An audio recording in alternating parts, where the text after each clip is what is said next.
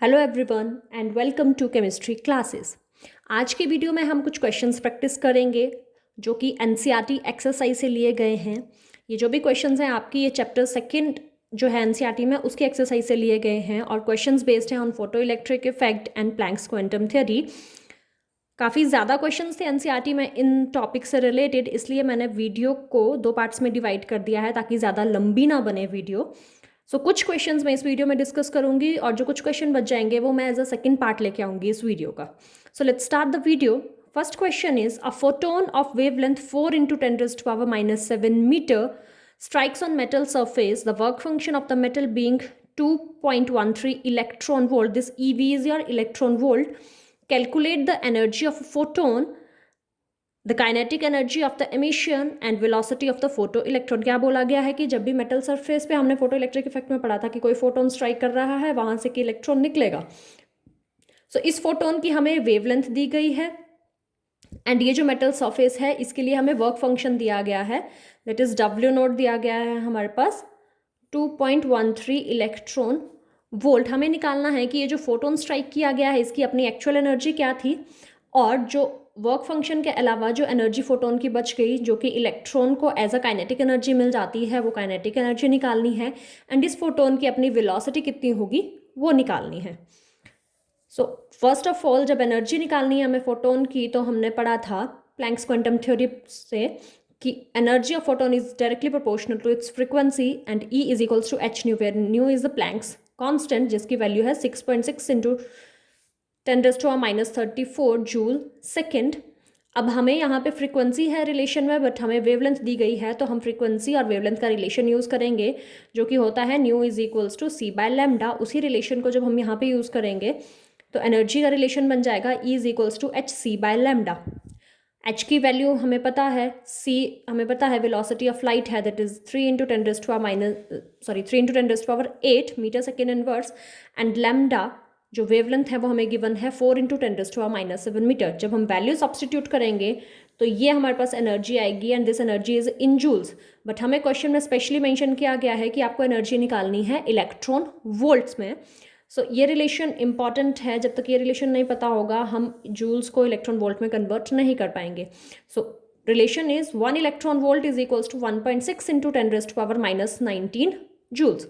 तो अगर इतने जूल्स मिलके एक इलेक्ट्रॉन बना रहे हैं तो इतने जूल्स कितने इलेक्ट्रॉन वोल्ट बनाएंगे 4.97 into 10⁻⁻19 upon 1.6 into 10⁻⁻19 electron volt. And finally जो एनर्जी आएगी हमारे पास this E is equals to 3.10 electron volt. तो एक्चुअली फोटोन की एनर्जी इतनी थी, this energy is the energy of photon जो ओरिजिनली इंसिडेंट फोटोन के पास थी, उसमें से जो इलेक्ट्रॉन को इजेक्ट कराने के लिए यूज हो गई वो हो गई in the form of work function और वो यूज होगी 3.13 इलेक्ट्रॉन वोल्ट।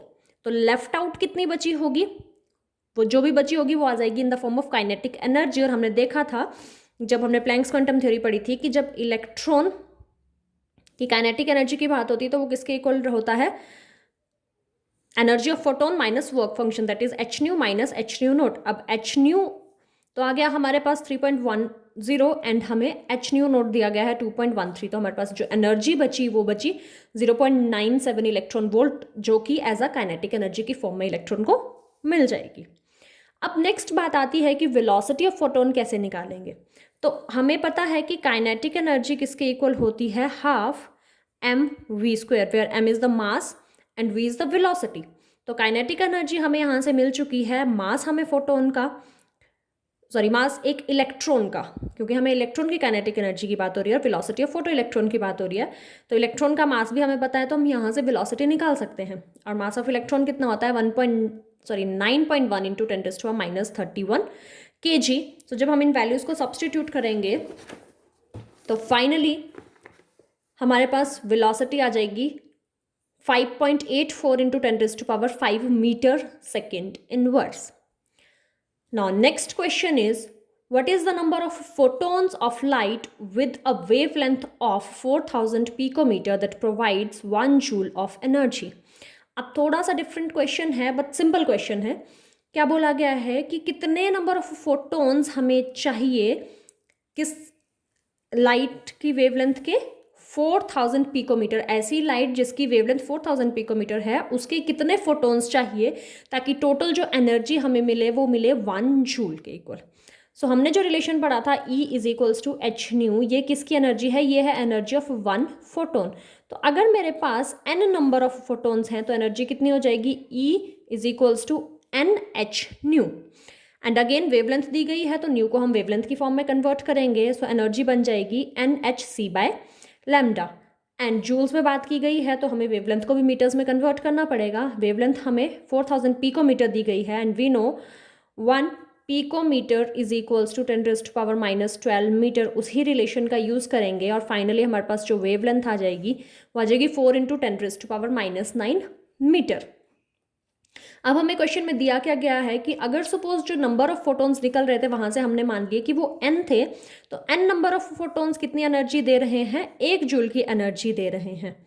तो एनर्जी ऑफ फोटोन 1 जूल है एंड जब इस रिलेशन में हम वैल्यू सब्सटीट्यूट करेंगे तो यहाँ से फाइनली हम n की वैल्यू निकाल सकते हैं एंड n की वैल्यू जो हमारे पास आएगी वो है 2.016 × 10⁻16 फोटॉन्स। मतलब 1 जूल की एनर्जी जो फोटॉन्स प्रोवाइड कर रहे हैं जिनकी वेवलेंथ 4000 पिकोमीटर थी, वो कितने नंबर ऑफ फोटॉन्स होंगे? इतने नंबर ऑफ फोटॉन्स होंगे, तब जाके हमें 1 जूल की एनर्जी उन फोटॉन से मिलेगी।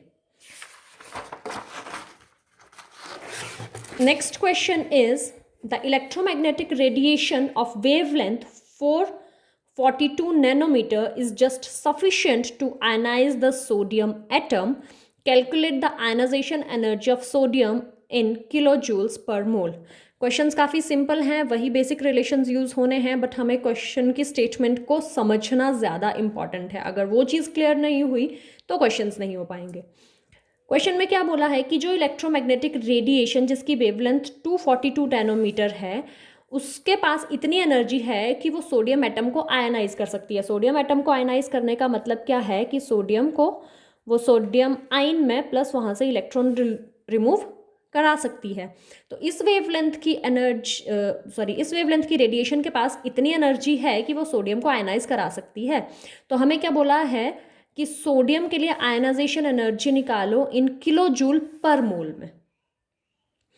तो सबसे पहले हम क्या करेंगे, अब किलो जूल पर मोल बोला है मतलब मोल्स के लिए बात की है कि कितने मोल्स के लिए हम ये एनर्जी फाइंड आउट करेंगे। तो जो यहाँ पे n फोटोन हमारा नंबर ऑफ फोटोन्स आ रहे थे, वो नंबर ऑफ फोटोन्स कितने हो जाएंगे? 1 मोल के इक्वल, और 1 मोल किसके इक्वल होता है? 6.022 × 10⁻23। इसका मतलब जो हमें एक्चुअली एनर्जी निकालनी है वो कितनी निकालनी है? 1 मोल फोटोन्स की एनर्जी निकालनी है।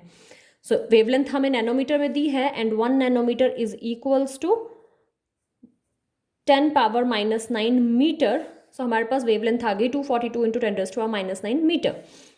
अब again relation E is equals to NH nu which is equals to NHc by lambda. अब हमें यहाँ से क्लियर हो गया है कि N क्या लेंगे हम? एवोगेड्रो नंबर के इक्वल लेंगे या मोल्स के इक्वल लेंगे, 1 मोल के इक्वल लेंगे। एंड H हमें ऑलरेडी पता है, जब हम ये सारी वैल्यू सब्सटीट्यूट करेंगे तो ये हमारे पास एनर्जी आएगी 4.945 × 10⁵ जूल पर मोल। ये जो एनर्जी आई ये जूल्स में, बट हमें क्वेश्चन में बोला गया है किलो जूल पर मोल में निकालो। तो जब जूल्स को किलो जूल में कन्वर्ट किया जाएगा तब हमारे पास एनर्जी आएगी 494.5 किलो जूल पर मोल। Next question is a 25 watt bulb emits monochromatic yellow light of wavelength of 0.57 micrometer. Calculate the rate of emission of quanta per second. अब यहाँ पे लाइट वेव की ही बात हो रही है बट टर्म क्वांटा यूज़ कर ली है, तो डोंट गेट कन्फ्यूज्ड। हम क्वांटा को पर्टिकुलर लाइट के केस में फोटोन बोलते हैं, तो जब क्वांटा के लिए बात की है मतलब फोटोन के लिए बात की गई है।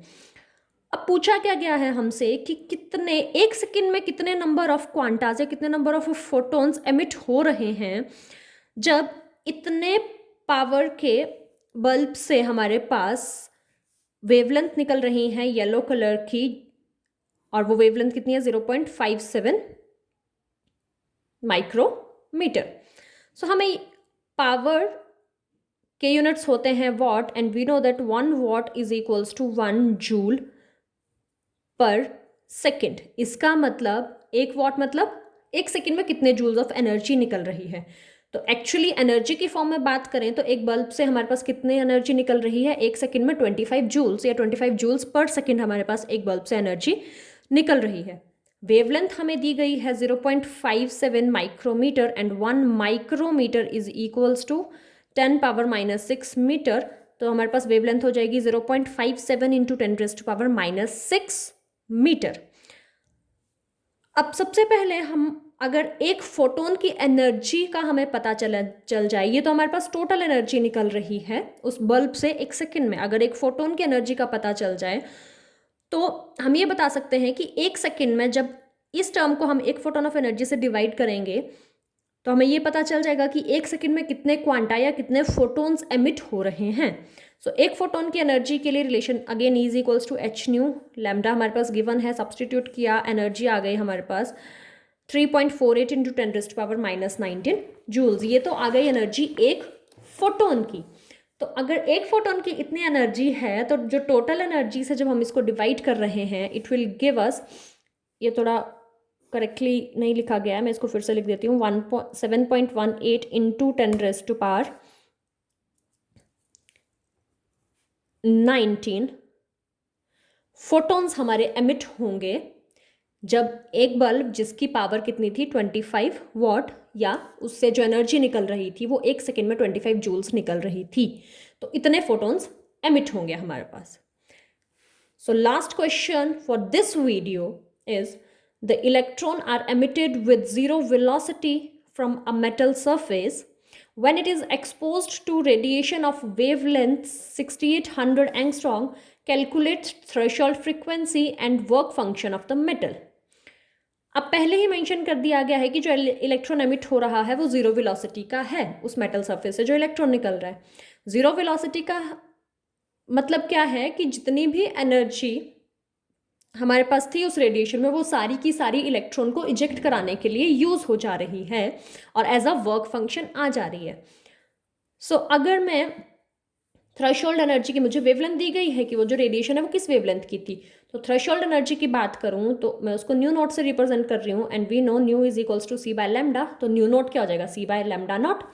एंड लैम्डा नॉट क्योंकि हमें एंगस्ट्रॉन्ग में दिया गया है और हमारे पास यहाँ पे वेलोसिटी मीटर सेकेंड इनवर्स में थी तो मुझे इसको मीटर में कन्वर्ट करना पड़ेगा। And 1 nanometre is equals to 10⁻⁻10 metre. So nu naught is equals to 3 into 10⁸ upon this wavelength. So हमारे पास nu naught that is threshold frequency आ गई 4.41 इंटू 10⁻14 सेकेंड इनवर्स। अब जब फ्रीक्वेंसी या थ्रेशोल्ड फ्रीक्वेंसी आ गई हमारे पास तो वर्क फंक्शन हमें पता है क्या होता है, H new note. H again Planck's constant है जिसकी वैल्यू हमें ऑलरेडी पता है, हमारे पास न्यू नोट आ गया। जब इसको कैलकुलेट करेंगे तो ये हमारे पास वर्क फंक्शन आ जाएगा। और इनडायरेक्टली बोला जाए तो ये वो एनर्जी थी उस रेडिएशन की जिसने इलेक्ट्रॉन इजेक्ट कराया और फाइनली जीरो वेलोसिटी के साथ इलेक्ट्रॉन को एमिट किया, क्योंकि जितनी भी एनर्जी थी ये सारी की सारी उस फोटोन की थी जो कि यूज हो गई है एज अ वर्क फंक्शन या इलेक्ट्रॉन को इजेक्ट कराने के लिए। सो इस वीडियो में इतने ही क्वेश्चंस डिस्कस करूंगी। नेक्स्ट वीडियो में जो भी क्वेश्चंस आपके एनसीईआरटी एक्सरसाइज में बचते हैं वो सारे के सारे डिस्कस कर लूंगी मैं इसी टॉपिक से रिलेटेड। Thank you.